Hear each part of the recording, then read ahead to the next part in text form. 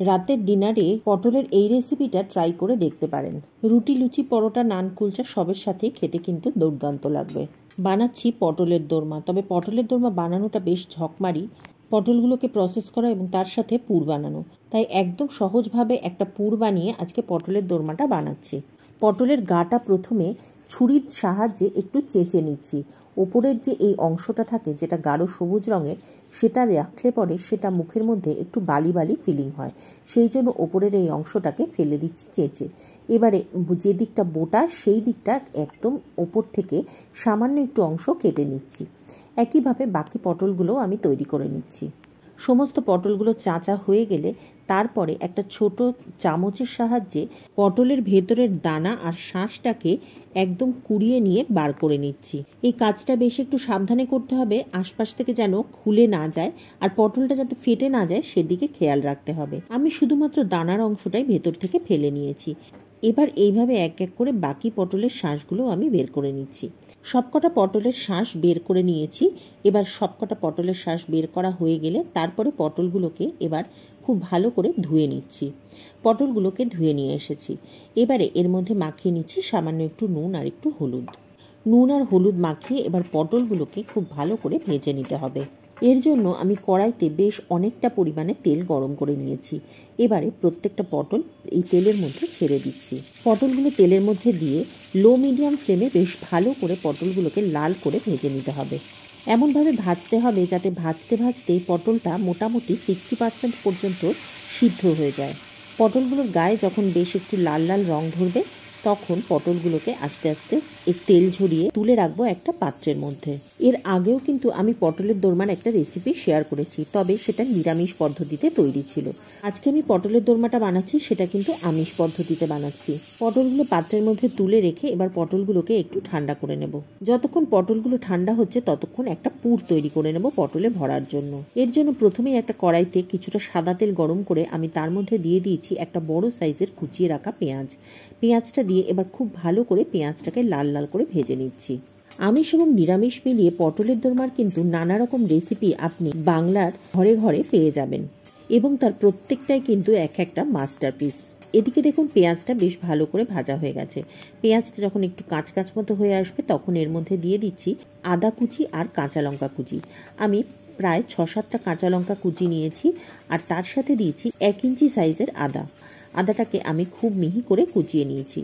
আদার কাঁচা লঙ্কাটা পেঁয়াজের সাথে মিনিট খানেক বেশ ভালো করে ভেজে নিচ্ছি। সব কিছু ভালো করে ভেজে নেওয়ার পর তারপর এর মধ্যে দিয়ে দেব বেশ কয়েকটা ডিম। আমি পটল নিয়েছিলাম 8টা, তার জন্য আমি এখানে 6টা ডিম ব্যবহার করেছি। তবে 6টা ডিম আমার পুরোপুরি লাগেনি, সেই পুরটা থেকে খানিকটা বেঁচে গেছিল। ডিমটা দিয়ে এবার এর মধ্যে দিয়ে দিচ্ছি সামান্য একটু হলুদ আর সামান্য একটু নুন। এবারে সব কিছু একসাথে বেশ ভালো করে মিশিয়ে নিয়ে ভেজে নিচ্ছি। অর্থাৎ তৈরি করছি স্ক্র্যাম্বলড এগ, আর এটাই আমি পটলের মধ্যে পুর হিসেবে আজকে ব্যবহার করব। আর এই পুরটা খুব সহজে এবং খুব তাড়াতাড়ি তৈরি হয়ে যায়। পুরটা তৈরি হয়ে গেলে এটাকেও একটা প্লেটের মধ্যে তুলে রেখে ঠান্ডা করে নেব। ততক্ষণ গ্রেভির প্রিপারেশনটা করে নিচ্ছি।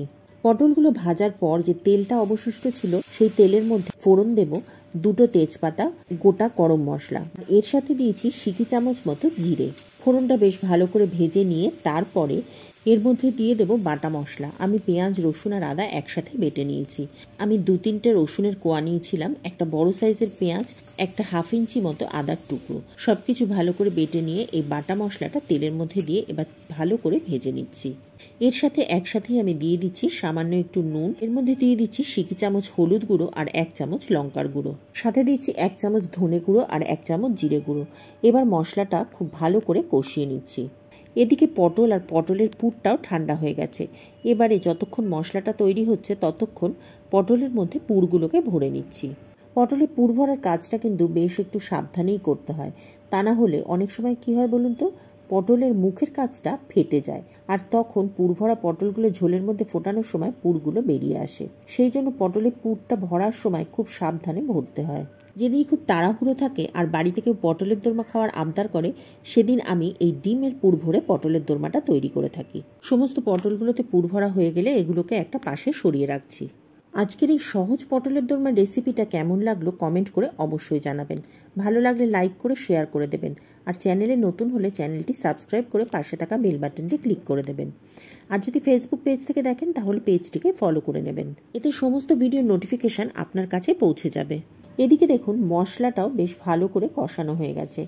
এবারে এর মধ্যে দিয়ে দেব জল, পরিমাণ মতো জল দিয়ে তারপরে পুরভরা পটলগুলোকে এর মধ্যে দিয়ে দিচ্ছি। কি ভাবছেন পটলের মুখটা এরকম খোলা রয়েছে, পটলের পুরগুলো বেরিয়ে যাবে?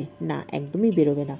ডিম দিয়েছি তো, ডিমগুলো ঝোলের সাথে ফুটে একদম শক্ত হয়ে যাবে, কোনোভাবেই পটলের পুরগুলো একদমই একটুও বেরিয়ে আসবে না। এবারে মিডিয়াম ফ্লেমে শুধুমাত্র ঝোলটাকে ঘন করে নিতে হবে। পটলগুলো ভাজার সময়ই মোটামুটি সিদ্ধ হয়ে চেয়েছিল, আর পুরটা তো আগে থেকেই তৈরি ছিল, সেই জন্য চাপা দিয়ে রান্না করার কোনো দরকার নেই। মিডিয়াম হিটে পটলগুলোকে কিছুক্ষণ ফুটিয়ে নিলে পরেই দেখবেন পটলগুলো সুন্দরভাবে সিদ্ধ হয়ে যাবে। পটলের ঝোলটা ফুটিয়ে ঝোলটা যখন গা মাখা হয়ে আসবে তখন পটলটা নামিয়ে নিতে হবে। পটলটা একটা পাত্রের মধ্যে ঢেলে নেওয়ার পর তারপর ওপর থেকে ছড়িয়ে দিচ্ছি কিছুটা গরম মশলা। গরম মশলাটা দিয়ে এবার একটা চাপা দিয়ে রেখে দেবো, আর খুলবো একদম ঠিক খেতে দেওয়ার আগে। চাইলে ওপর থেকে একটু ধনেপাতা কুচিও ছড়িয়ে দিতে পারেন। ঝটপট তৈরি করা পুর দিয়ে আজকের এই তৈরি করা পটলের দোরমা রেসিপিটি আজকে কেমন লাগলো কমেন্ট করে অবশ্যই জানাবেন। পটলের সিজন প্রায় শেষের দিকে, আর এই সময় পটলে এত দানা থাকে যে খেতে ভালো লাগে না। তাই জন্য এইভাবে পটলে পুর ভরে যদি খান তাহলে সেটা খেতে কিন্তু খুব ভালো লাগবে। আজ তাহলে এই পর্যন্তই। পরের দিন আবার দেখা হবে নতুন রেসিপি নিয়ে নতুন ভিডিওতে।